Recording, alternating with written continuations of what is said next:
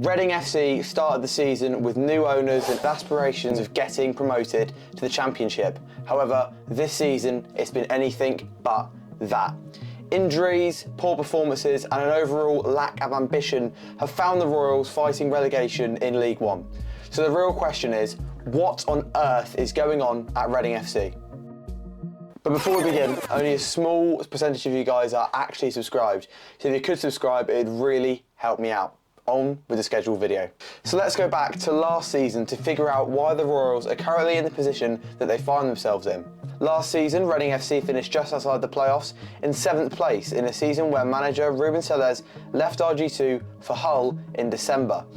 This was due to ownership issues from previous chairman Dai Yong. Reading FC legend Noel Hunt replaced Sellés in his second stint as Reading FC manager. Now you might be thinking, why did Noel Hunt get the job in the first place? Well, Noel Hunt was our under-23s manager, and at the time we had no money to spend on a brand new gaffer. At the time he was the perfect man for the job, as he bled blue and white, and that was exactly what the club needed at the time. We only just missed out on the playoffs that season, finishing 7th. Regardless of missing out on the playoffs, Reading FC fans got the best news they could ever hear, as Dai Yong had sold the club to new owners Rob Couhig and Todd Trosclair, giving Reading FC fans hope for the upcoming season. So how has it gone so wrong?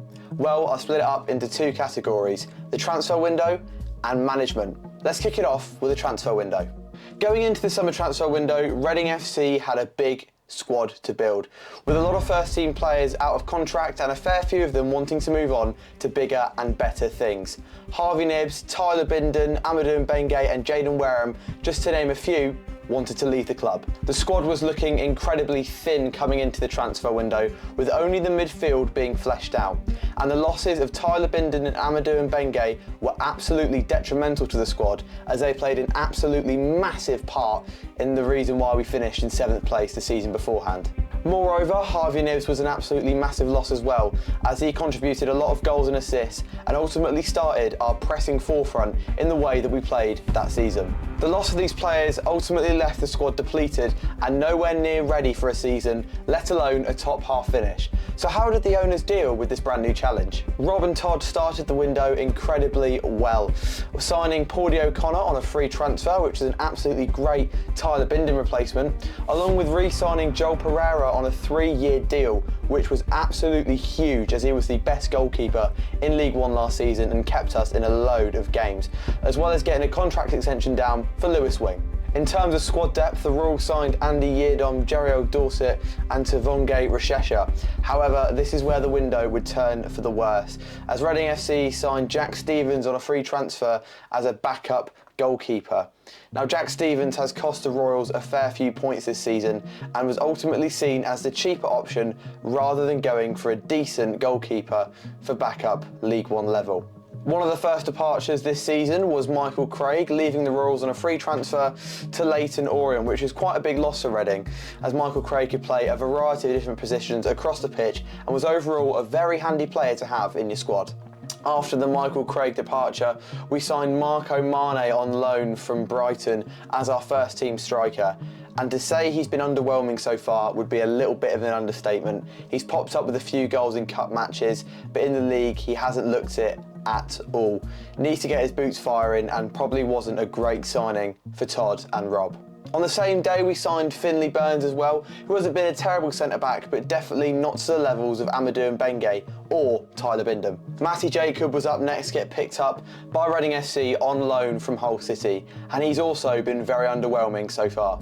These 3 loan signings have not been up to the standard of the squad that we would expect.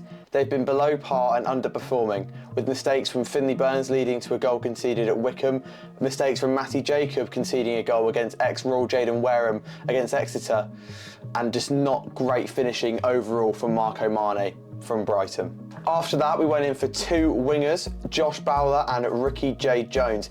These 2 players were top League One level and would have been amazing to get through the door. Allegedly, Josh Bowler asked for more money when going to the Bearwood training facility, which Reading FC did not offer him, so he walked. Ricky J. Jones went to a German side after being offered more money there. These two players would have been amazing to get in the door, and ultimately Reading FC fans were starting to raise their red flags into the competence of signings from Todd and Rob.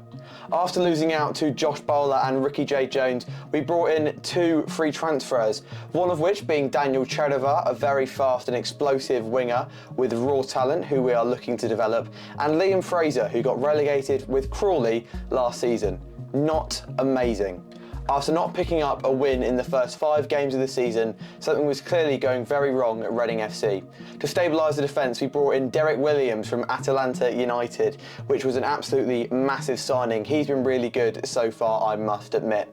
However, this was seen as our Amadou Mbengue replacement, or Tyler Bindon, the way you want to look at it, and ultimately came in far too late in the window to actually make an impact on those early games. Our final signings in the window were probably our best ones. We signed Jack Marriott from Wrexham, who's been a great striker, scoring in every single one of his starts for the Royals, and Matt Ritchie, who's a great leader on the pitch, something that Reading were lacking. The window was described by owner Rob Couhig to have the potential to be one of the best the club has seen. However, it was anything but that. Reading FC failed to bring in any replacements for the departures of players for the same level. This ultimately left Noel Hunt in a very precarious position come the start of the 25-26 season. Now you might be thinking, well, it can't get much worse than this, can it? It can. The new season didn't start out great for Noel Hunt, as he lost assistant manager Nigel Gibbs to West Bromwich Albion. This left Hunt in a terrible position, as Gibbs was part of the squad the season before. Moreover, Gibbs wasn't replaced to the same standard, as Reading FC brought in Scott Marshall as assistant manager. On top of this, Noel Hunt only had 3 backroom staff behind him, so coaching was going to be a little bit of an issue coming in to the 25-26 season. Going into the opening day, it didn't look like the squad had a pre-season at all, as fitness was a major issue when Reading FC lost 2-0 away to Lincoln City. Moreover, star signing Paudie O'Connor had been injured in training, so that was put him out for at least 6 to 7 weeks. Going into the next few games, Reading FC did not look coherent at all. As a team, their pressing was all over the place and their defending was shocking. A major issue was starting to form in the team in the fact there was no bind and coherency between the players. This is when Reading FC fans started to get a little bit wary of Noel Hunt's coaching style and tactics. In the coming games, Reading FC picked up their first points of the season, away at Bolton and away at Wycombe. These games were not great on the eye, and Reading FC had no style of football whatsoever. Alarm bells started ringing in Reading FC fans' minds on whether Hunt should really be the manager to get them promoted to the Championship. As the games went on, nothing changed. The tactics were poor, the performances were poor, and confidence in Hunt was dropping fast. This created a sense of toxicity between Hunt and the fans, and this all came to a head in Doncaster at home, where ex-Royal Billy Sharp ultimately sealed Noel Hunt's fate. Noel Hunt was sacked on the 26th of October 2025, and do I think it was needed? Yes. But do I think it was entirely Noel Hunt's fault that the team's position was below par and below of what was expected of them? No, I don't think so at all. I don't think Hunt was helped in the transfer window.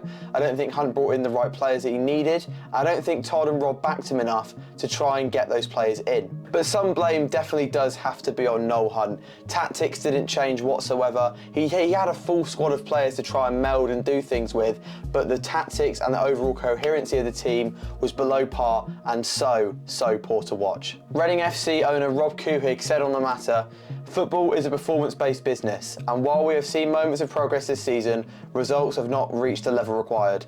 After honest discussions inside the club in recent weeks, I believe this is the right moment to make a change to move us forward."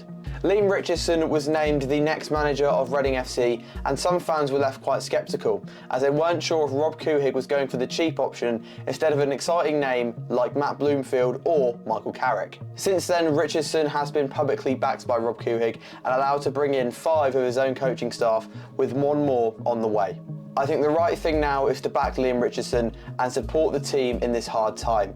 Do I think Hunt was dealt a bad set of cards at the start of the season? Yes, of course. Losing players like Tyler Bindon, like Amadou Mbengue, like Harvey Knibbs were ultimately going to impact our season in a negative way.